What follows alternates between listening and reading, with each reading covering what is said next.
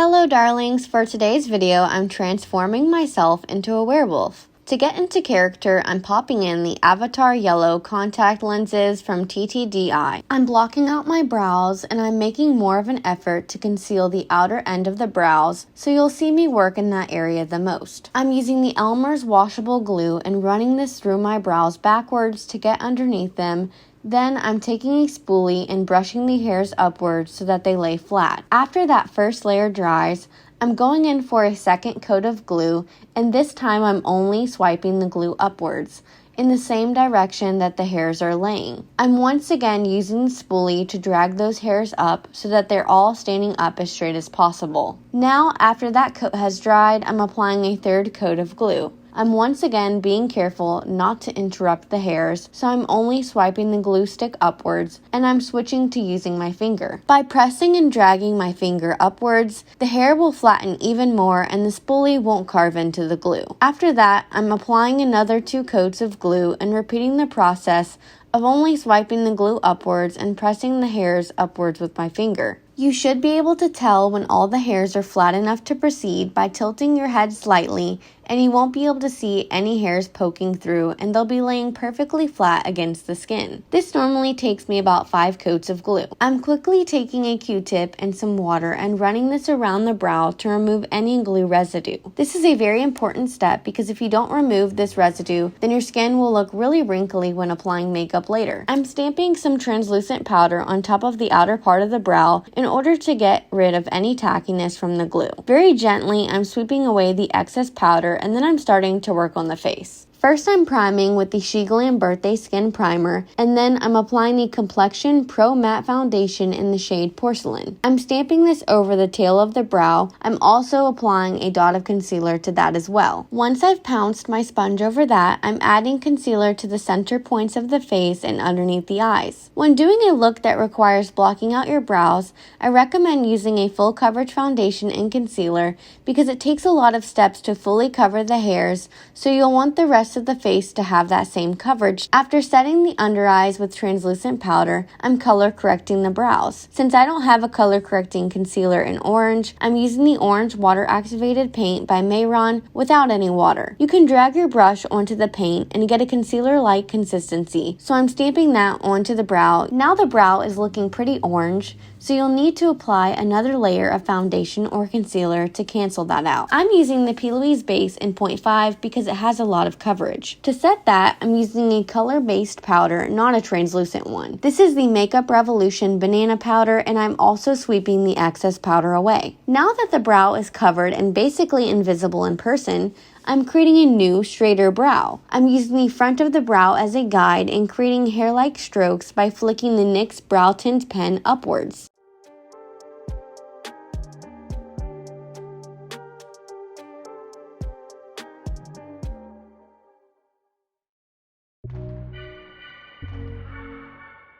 Next, I'm using the Plouise base to clean up the bottom edge of the brow, and I'm also applying this to the lid to prime for eyeshadow.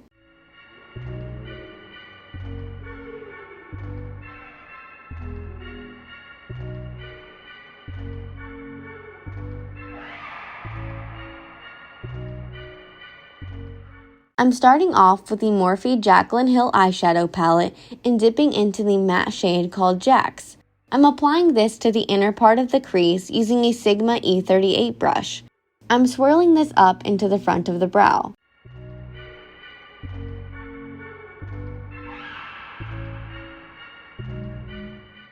Once that's blended, I'm switching palettes and picking up the Vex shade from the Be Perfect StaceyMarie eyeshadow palette. This is a cool gray color, and I'm applying this to the lid. Next, I'm taking the dark brown shade called Intuition on the Sigma E33 brush and sweeping this from the outer corner of the eye to the temples and bringing it back into the crease.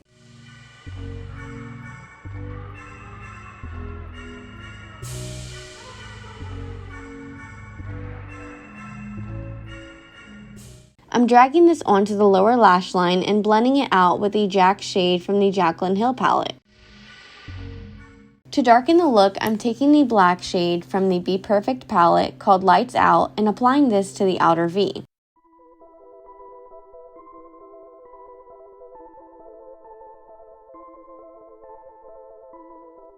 Now I'm using the NYX Epic Ink Liner to draw a line at the inner corner of the eye and another line from the lower lash line, extending the tear ducts and creating a more animal-like appearance. I'm blending the shadow onto that line in the lower lash line and drawing eyeliner to connect it to the waterline. Then I'm tightlining with the KVD Beauty Cake Liner and adding it to the waterline so that I can smudge it out.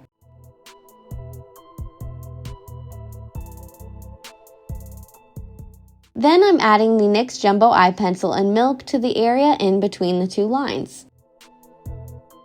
After applying mascara, I'm adding really big lashes and placing the outer half of these much higher than my lash line to make my eyes look larger. I'm camouflaging the space in between the false lash and the lash line with black eyeliner, and then I'm starting to contour the face. I'm picking up the cool toned brown shade from the Makeup Revolution Pro HD Contour Palette and using a very dense, thin brush, I'm placing this from the top of the ear down towards the mouth without actually going all the way to the mouth. Then, using a small round contour brush, I'm taking the darkest warm toned shade in the palette and blending that out.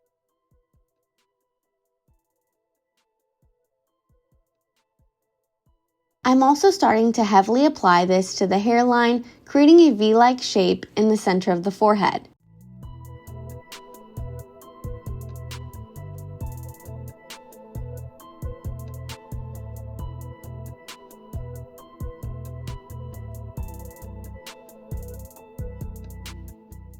Next, I'm contouring the jawline with the goal of making this as pronounced and squared as possible.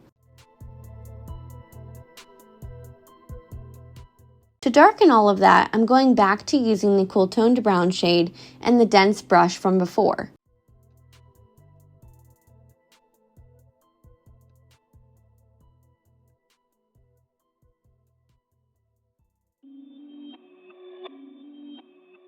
Once I've achieved a really dark, sharp contour, I'm highlighting with the Sleek Makeup Solstice palette. I just mixed all of the colors and I'm precisely applying this with a Sigma F35 brush. Next, I'm adding the Buxom Wanderlust blush in the shade Goa to the highest points of the cheeks above the apples. Now I'm adding hair to the areas we've contoured using the Brow Tint pen from NYX Cosmetics. This is in the shade Ash Brown and I'm just flicking on hair-like strokes towards the face.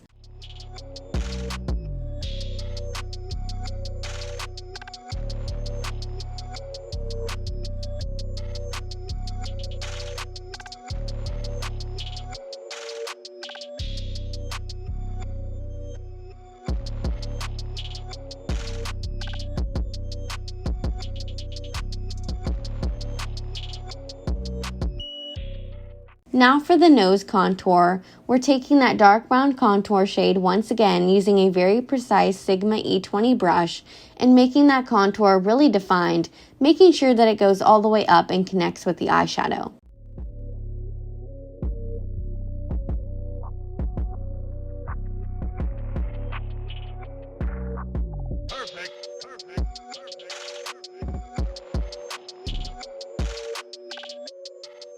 I'm drawing on the tip of the nose with the Brow Tint pen. You could do this with eyeshadow or eyeliner too, but don't forget to color in the nostril area. To finish off the eyes, I'm adding mascara to the lower lashes and some of the Ardell wispies clusters.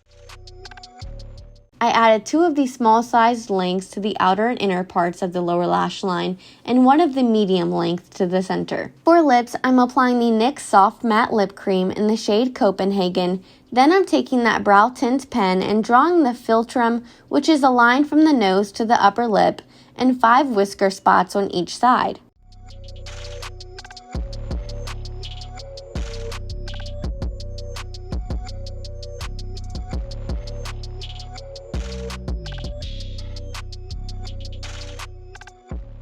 And that completes this werewolf look. Let me know your thoughts in the comments below, and please don't forget to like, comment, and subscribe. See you next time!